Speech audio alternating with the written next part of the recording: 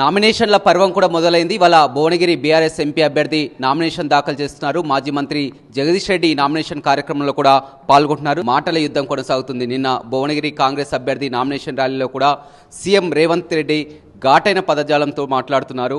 ఒకవేళ మరొకసారి ప్రభుత్వాన్ని పడగొట్టాలని మళ్ళీ అంటున్నారు. మరొకసారి అంటే నల్గొండ జనాలతోనే కొట్టిపిస్తా, మీ పెళ్ళైతుందన్న వ్యాఖ్యలు కూడా చేస్తున్నారు. కేసీఆర్పై ఏమంటారు? ఘాటైన వ్యాఖ్యలు కాదు, బూత్ వాక్యాలు మాత్రమే మాట్లాడుతున్నాడు రేవంత్ రెడ్డి. బూత్ మనుషులకు గంధం మించి గొప్ప మాటలు వస్తాయని మనం కూడా అనుకోవడం లేదు. ఎందుకంటే వీళ్ళు బూత్ స్థాయి వ్యక్తులు కదా. రేవంత్వి రోత మాటలు, ఎప్పుడో పోయింది తెలంగాణ. ఎప్పుడు కూడా ఇటువంటి గలీజ్ మాటలు మాట్లాడేటోళ్ళని చూడలేదు చరిత్రలో. జైపాల్ రెడ్డి, జానారెడ్డిని గౌరవించలేని వాళ్లకు ఇంతకంటే మంచి మాటలు వస్తాయని మనం ఎందుకు ఎక్స్పెక్ట్ చేయాలి?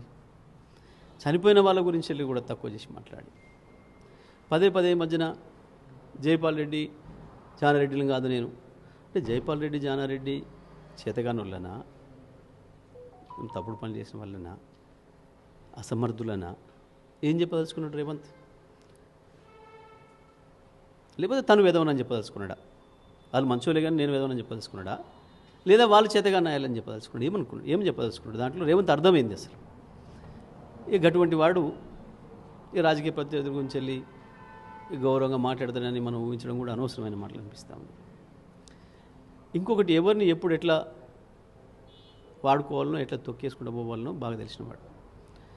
ఇవాళ వాస్తవానికి రేవంత్ రెడ్డికి ఇటు పక్కన ఎవరు ఉండాలి? ఉంటే పాపంగా అద్దంకి దయాకరో, గబ్బెల నాయకో, ఈయన కొరకు కొట్లాడిన వాళ్ళు వాళ్ళు ఉండాలి. ఎవరైతే ఈయనను తప్పుడు పద్ధతుల్లో, తార్పుడు పద్ధతుల్లో డబ్బులు పెట్టి కొనుక్కొచ్చుకున్నాడు పదవిని చెప్పిండ్రు, ఇద్దరిని పక్కన ఇప్పుడు వంది మాగదలాగా పెట్టుకొని మాట్లాడడానికి కొంచెమన్నా సిగ్గనిపించాలి కదా. ఏం మాట్లాడతాడు రేవంత్ రెడ్డి?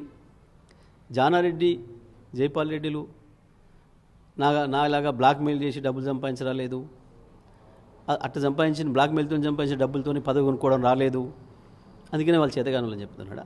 ఏం చెప్తున్నాడు?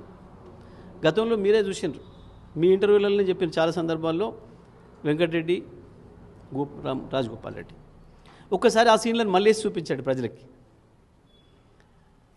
ఊసర వెల్లులు కూడా బాధపడుతున్నాయట చూసి. అంటే మీరు మంత్రి పదవి కోసం ఉండడానికి, అదేవిధంగా తమ్ముడు మంత్రి పదవి కోసం రేవంత్ రెడ్డిని ఈ విధంగా అంటున్నారన్న వ్యాఖ్యలకే చెప్పారు. మంత్రి పదవి వాళ్ళకు ఒక లెక్క కాదు, ముఖ్యమంత్రి, దాని తర్వాత కూడా ముఖ్యమంత్రి అయ్యే అర్హత కోమటిరెడ్డి వెంకటరెడ్డికే ఉందని కూడా రేవంత్ రెడ్డి చెప్పారు.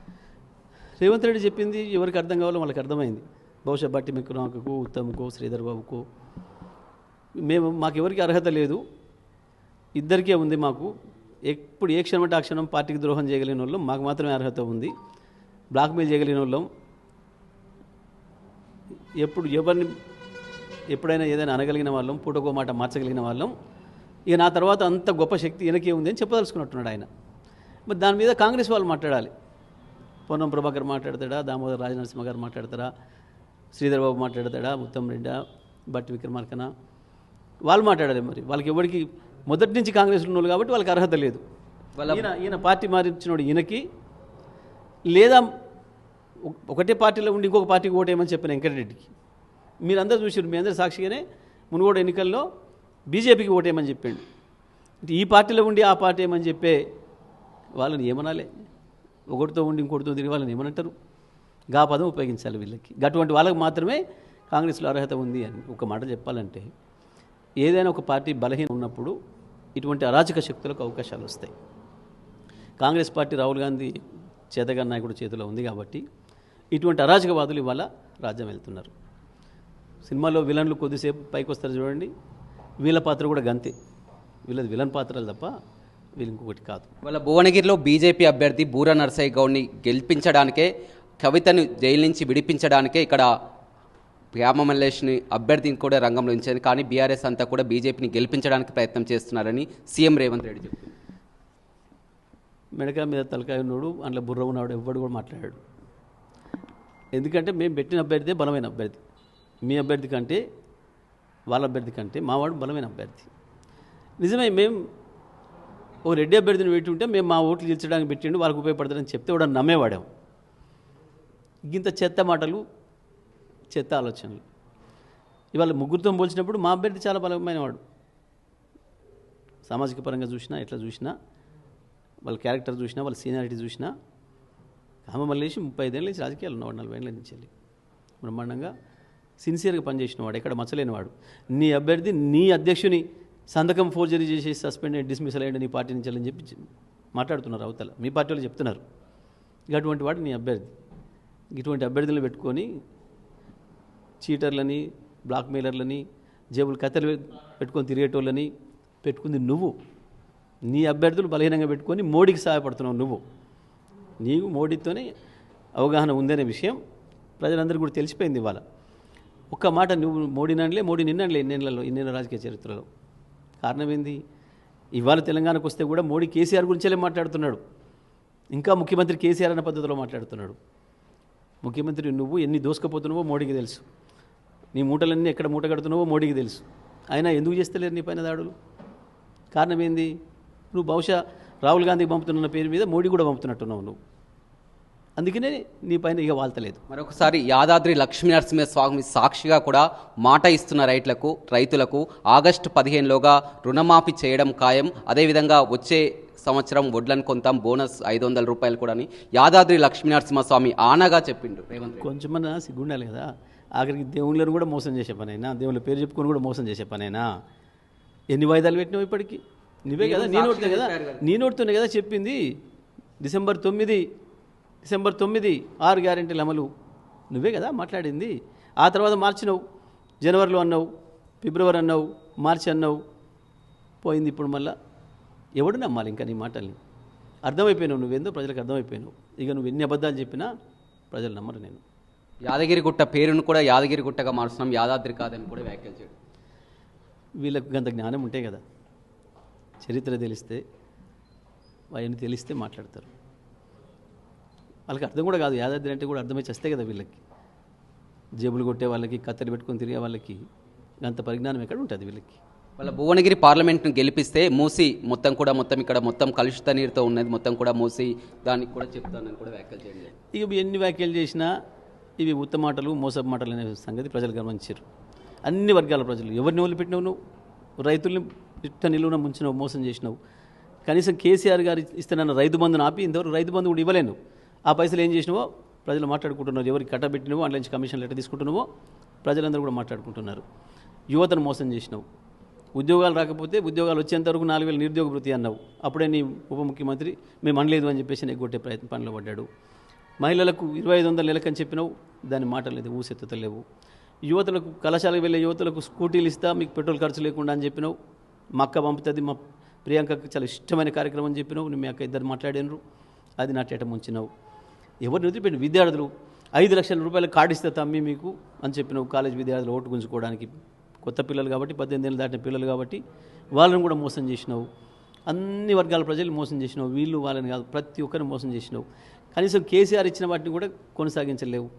మంచినీళ్ళు ఇచ్చే పరిస్థితులు లేవు, కరెంటు చక్కగా ఇచ్చే పరిస్థితులు లేవు. ప్రాజెక్టుల నీళ్ళని ఎట్లా వాడాలో తెలియలే, లక్షలాది ఎకరాలను ఎండబెట్టినావు. రైతాంగానికి బోనస్ ఎప్పుడు ఇస్తా అని చెప్పినావు, ఇప్పుడేం మాట్లాడుతున్నావు? ఇప్పుడు 2వ పంట వచ్చింది నువ్వు వచ్చిన తర్వాత. ఇంకెవడు నమ్మాలి నిన్ను? ఇంకా ఈ మోసపు మాటలు ప్రజలు నమ్మే స్థితిలో లేరు. అన్ని వర్గాల ప్రజల్ని మోసం చేసినావు. అందరూ కూడా తెలుసుకుంటున్నారు. పాపం పెద్ద మనుషులు కేసీఆర్ మా పెద్ద కొడుకు అని భావించిన వాళ్ళు కేసీఆర్ 2 అయితే గ్యారెంటీ ఉన్నాయి కదా, ఇటు పోతే 4 గంటలు కదా, వీడు ఇటు పోదాం అనుకుని పోయారు. పాపం వాళ్ళని కూడా నట్టేట ముంచినావు. వచ్చినాక ఇప్పుడు 4 నెలలు అవుతుంటే 2 నెలలే ఇచ్చినావు, 1 నెల మొత్తం ఎగ్గొట్టేసినావు. పాపం వాళ్ళు రోజు ఎదురు చూస్తున్నారు వాటి కొరకు. అవ్వ తాత మీకు ఇద్దరికి ఇస్తా అని చెప్పినావు, ఇప్పుడు తాత లేదు, అవ్వలేదు, అన్నీ పోయినాయి. ఇంకెంతకాలం ఈ రకంగా చీట్ చేస్తావు? ఎంతకాలం ఎంతమంది కూడా పోతావు? నువ్వే చెప్తివి. ఈడేంది హోంగార్డ్ ఎప్పటికీ ఎస్పీ గార్డు ఉన్నాడు చెప్పినవాడిని ఇవాళ ముఖ్యమంత్రి అర్హత ఏంది? ముఖ్యమంత్రికి అర్హత నీ బూట్లు నా బూట్లు తోడటమా? నిజం కాదా? అన్న తమ్ముడు ఇద్దరు పోటీపడి నీ బూట్లు తెలుస్తుంది. నిన్నటిదాకా ఏం మాట రాజగోపాల్ రెడ్డి ఏమన్నాడు? ఈడోడు పీసీసీ అధ్యక్షుడు, వాడోడు చెప్పడానికి మా దాంట్లోకి వచ్చిన కలుపు మొక్క ఇన్ని మాట్లాడింది కదా. ఇప్పుడు చెరొక పక్క నిలబడి ఉంటే ప్రజలు చూసి నవ్వుకుంటారు. నల్గొండ జిల్లా ప్రజలు మా పౌరుషం గింత వెదవల మేము ఎన్నుకున్న నాయకులు అని చెప్పి అసహించుకుంటున్నారు. మిమ్మల్ని చూసి, మీ ఇద్దరిని చూసి, మీ భజనని చూసి పాపం ఆ భజనాలు చేసుకుంటూ పాపం ఈ అది చెప్పుకుంటారు కదా బుర్రకథలు, పాపం వాళ్ళందరూ నిన్న రాత్రి మాట్లాడుకున్నారట, అరే వీళ్ళ ముగ్గురు కాడి పెట్టి ట్రైనింగ్ తీసుకోవాలి మనం, రేవంత్ రెడ్డి కోమటిరెడ్డి బ్రదర్స్ దగ్గరికి పోయి ఎట్లా చేసుకోవచ్చు భజన ఒకరికి ఓడు అని చెప్పి మాట్లాడుకుంటున్నారట. 2 పార్లమెంట్లో నల్గొండలో 5 లక్షలతో గెలుస్తామంటున్నారు, భువనగిరిలో 3 లక్షలతో గెలుస్తామంటున్నారు. అనడానికి ఎవడైనా అనొచ్చు. నేను చెప్పినా కదా, ఒక్కసారి విలన్లు పైకి వస్తారు, అయిపోయింది, వీళ్ళ షో ఓడిచిపోయింది, ఇక ఇప్పటి నుంచి వీళ్ళు కిందికే తప్ప పైకి లేవదు. 2 స్థానాలకు కూడా నల్గొండ జిల్లాలో బీఆర్ఎస్కి అవసరం చేస్తారు. మేము జగదీష్ రెడ్డి లెక్క మంత్రి పదవి తెచ్చుకోలేదు, ఆయన ఎలా తెచ్చుకున్నారో తెలుసు, కానీ మేమంతా తెలంగాణ ఉద్యమంలో పాల్గొన్నాం, పార్లమెంట్లో నేను కొట్లాడినా, ఇక్కడ మంత్రి పదవిని త్యాగం చేసి మా అన్న మాకు ఎలా వచ్చిందో తెలుసు అని కూడా వ్యాఖ్యలు. ఒక్కటే మాట, ఇవాళ ఈ గింతంత రేవంత్ రెడ్డినే ఒక మంత్రి పదవి కొరకు డబ్బుల కొరకు గింత పొగుడుతున్న వీళ్ళు ఆ రోజు రాజశేఖర రెడ్డిని ఇంకెంత పొగుడు ఉంటారు, రాజశేఖర రెడ్డికి ఎటువంటి గులాంగిరి చేసి ఉంటారో ప్రజలకు అందరికీ అర్థమైంది. నల్లగొండ జిల్లాను నాశనం చేసి నల్లగొండ జిల్లా నీళ్లను రాజశేఖర రెడ్డికి అమ్ముకొని దానికి బదులుగా డబ్బులు తెచ్చుకొని కులుకుతున్న వెధవలు వీళ్ళు. ఇవాళ వీళ్ళు నా గురించి మాట్లాడతారా? నా ఉద్యమ చరిత్ర ఏందో నేనేందో ప్రజలందరికీ తెలుసు, నల్గొండ జిల్లా ప్రజలందరికీ కూడా నేనేందో బాగా తెలుసు. వీళ్ళు ఎటువంటి బ్రోకర్ నాయల్లో కూడా అందరికీ తెలుసు. పూటకొక మాట మార్చి ఎక్కడ అధికారం ఉంటే దానికి జోకి బతికే వెధవలు, దాంతో పదవులు తెచ్చుకునే వెధవలు వీళ్ళన్న సంగతి అందరికీ తెలుసు. ఓకే, అలా నిజమే ఇంకరెడ్డి కొట్లాడుతుంటే ఇంత పెద్ద పోటు మొగోళ్ళ లెక్క కొట్లాడుతుంటే నువ్వేడున్నావు రేవంత్? ఏ తారా తోరణములు ఉన్నావు? చెప్పాలా నీ చరిత్ర? నిమిషం పట్టదు నీ బండారం బయట పెట్టడానికి. నువ్వు ఎక్కడెక్కడ తిరుగుతుంటేవో ఏం చేస్తుంటావో తెలంగాణ ఉద్యమ సందర్భంలో బుద్ధి ఉండాలి కదా మాట్లాడడానికి. ఈ రాష్ట్ర ప్రజల దురదృష్టానికి ఒక ముఖ్యమంత్రి అయి ఉండవచ్చు, సో ఉండాలి, ఆ స్థాయికి తగ్గట్టు మాట్లాడడం నేర్చుకోవాలి.